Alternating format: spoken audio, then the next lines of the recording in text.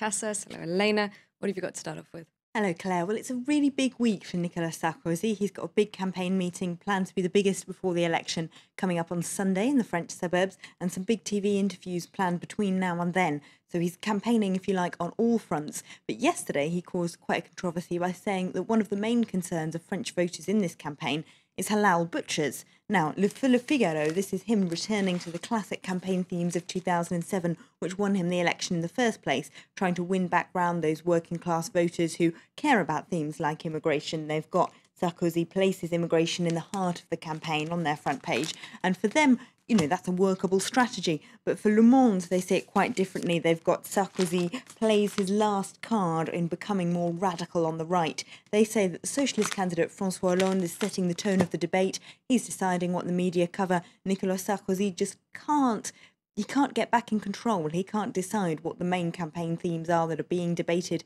And so he's turning more and more to his right because of a lack of space everywhere else, a lack of inspiration, a lack of ideas that can play more to a centre ground. So he's hoping that those very right-wing populist proposals will work with voters. So he's going for the most conservative ideas possible. Now, for Le Monde, this isn't just a desperate strategy, it's also dividing voters. It's upset members of both the Muslim and the Jewish communities after the president suggested yesterday that all meat should be labelled with the way in which it's slaughtered, so you don't, if you like, accidentally buy halal meat if you didn't intend to.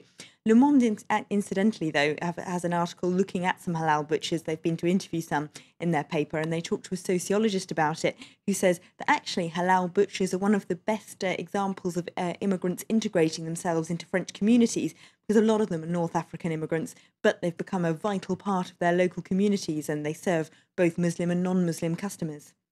Now, you touched on this. The Jewish and Muslim communities then are worried about this strategy of sorts. Yes, La Croix has got on as their front page questions around ritual slaughter. They're explaining to readers really what halal and kosher slaughter is and why it might become a political issue. They quote France's chief rabbi, who says he's very concerned by the idea of labelling meat according to its origin like this, because it might create a stigmatisation. And then if we're going to create a system where halal and kosher meat have to be taken out of the general supply chain so you can't buy it by accident, then it would become twice as expensive as well. They do say that, yes, you could be quite easily buying halal meat in a French butcher without realising it, because it is in the main supply chain with everything else, because slaughterhouses make economies of scale by slaughtering more halal meat than necessary and selling it into ordinary places. But why would the ordinary French consumer be concerned about this? Well, the main reason is that animals are killed without any painkillers, stunning. So, it is a crueler method in animal welfare terms. But Lacroix points out, and I think I agree, that it's a little bit hard to buy that the foie gras loving French are suddenly as concerned about animal welfare as all that.